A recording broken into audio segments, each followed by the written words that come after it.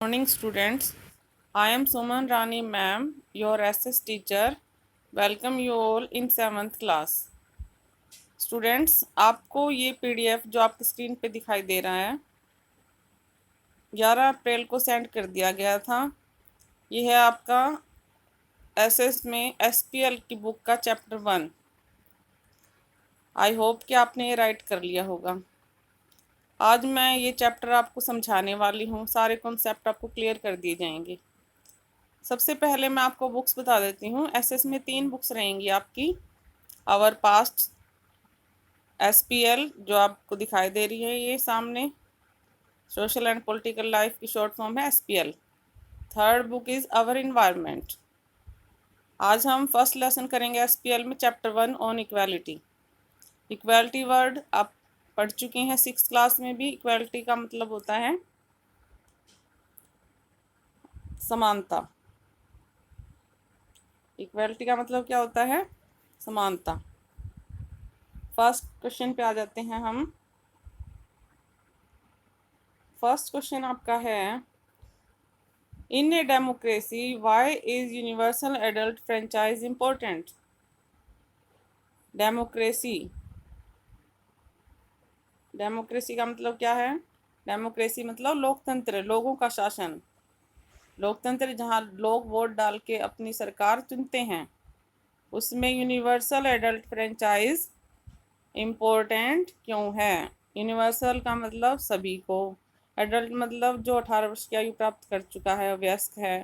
Franchise मतलब vote डालने का अधिकार। तो डेमोक्रेसी के अंदर यूनिवर्सल एडल्ट फ्रेंचाइज इम्पोर्टेंट है क्यों? ये हमने आंसर करना है। तो हम आगे बढ़ते हैं, देख लेते हैं आंसर को। In a democracy universal adult franchise is important because of the following reasons. ये रीजंस हो सकते हैं। तो first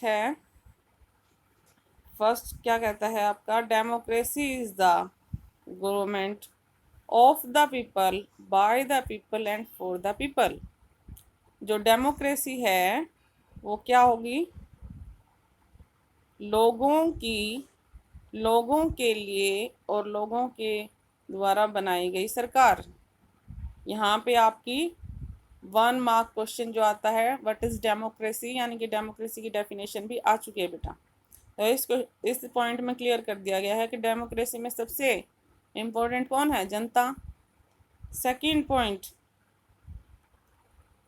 point is every adult, irrespective of caste, creed, religion, sex, rich or poor, people are allowed to vote. Every adult, हर वयस्क को, चाहे उसका कास्ट, क्रीड, मूल वंश, रिलीजन, धर्म, रीजन जहाँ वो रहता है, वो जगह, सेक्स, रिच, पुअर, वो कुछ भी हो, उसको एक वोट डालने का अधिकार होगा। This is called universal adult franchise. इसी को क्या कहते हैं? Universal adult franchise. मतलब किसी के साथ वोटिंग करते समय कोई भेदभाव नहीं किया जाएगा कि ये महिला है, पुरुष है, या फिर किसी जाति वंश के आधार पे या उसके धर्म के आधार पे। यहाँ आपकी सेकंड डेफिनेशन आ चुकी है, what is universal adult franchise. Okay बेटा, आप ये साथ साथ नोट करते चलेंगे। Third is concept of universal adult franchise is based on equality। जो ये कॉन्सेप्ट है आपका यूनिवर्सल एडल्ट फ्रेंचाइज का, ये किस पे बेस्ड है? इक्वालिटी पे। और डेमोक्रेसी किस पे बेस्ड है? इक्वालिटी पे। तो अगर आप अपने आप को डेमोक्रेटिक कहते हैं, लोकतांत्रिक मानते हैं देश अपने आप को, तो वहाँ पे आपको यूनिवर्सल एडल्ट फ्रेंचाइज देना ही होगा। Fourth point is in democracy every citizen equal. ये तो आधार है डेमोक्रेसी का कि उसमें हर व्यक्ति को समान माना जाता है।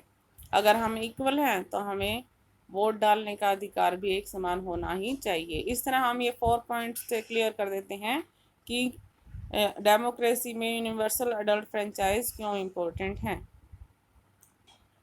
नेक्स्ट क्वेश्चन पे चलते हैं।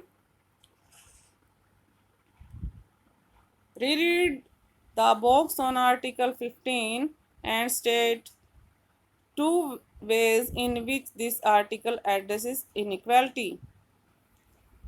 आर्टिकल 15 दिया गया है। आप अगर आपने चैप्टर रीड किया होगा तो उसमें एक बॉक्स में आर्टिकल 15 लिखा गया है जो हमारे कॉन्स्टिट्यूशन से लिया गया है। उसमें ऐसे कौन सी दो पॉइंट बताए गए हैं जिसकी जो पूरी तरह से इनइक्वालिटी को निषेध करते हैं। तो आंसर देख लेते हैं हम।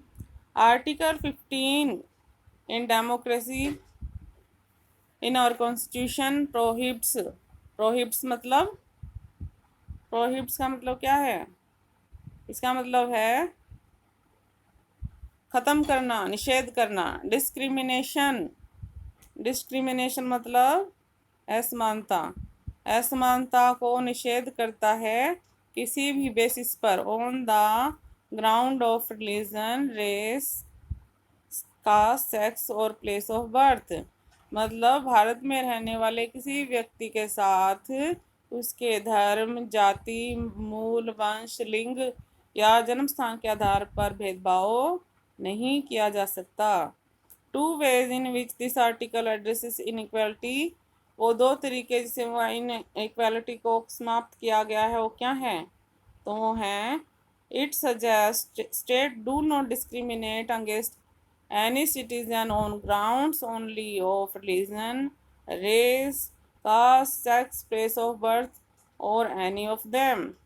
फर्स्ट पॉइंट कहता है कि राज्य किसी भी व्यक्ति के साथ के इस बात पे, इन आधारों पे भेदभाव नहीं करेगा कि उसकी धर्म, जाति या लिंग या जन्म स्थान क्या है। इस आधार पे डिस्क्रिमिनेट उसको नहीं कर सकता। सेकंड पॉइंट आपका क्या है? नो सिटीजन सेल, SHALL है बेटा, ये इसको सही कर लेंगे आप। No citizen shall be subject to any disability, liability and restriction on grounds only of religion, race, caste, sex and place of birth और एनी ऑफ देम। किसी भी व्यक्ति को उसकी जाति, धर्म, कास्ट, सेक्स या जन्म स्थान के आधार पे उसको अयोग्य घोषित नहीं किया जा सकता। मान लीजिए वो किसी जॉब के लिए अप्लाई कर रहा है, किसी स्कूल कॉलेज के लिए अप्लाई कर रहा है, कहीं भी संस्थान में, सरकारी संस्थान में अप्लाई करना चाहता है, तो इन आधारों पे उसको अयोग्य घोषित नहीं किया जा सकता। किन आधार पे? ये फिर से बता देती हूँ मैं आपको। Religion, race, caste, sex, place of birth of any of them, मतलब धर्म, जाति, मूल, कुल वगैरह ये जो चीज़ें होती हैं, इन आधार पे उनको उनके साथ डिस्क्रिमिनेट नहीं हो सकता है। ये है आपका इस लेसन का पार्ट 1। 2 क्वेश्चंस आपको समझाए गए हैं, आप इनको लर्न करेंगे। मिलते हैं नेक्स्ट वीडियो में। Till then stay home, be safe.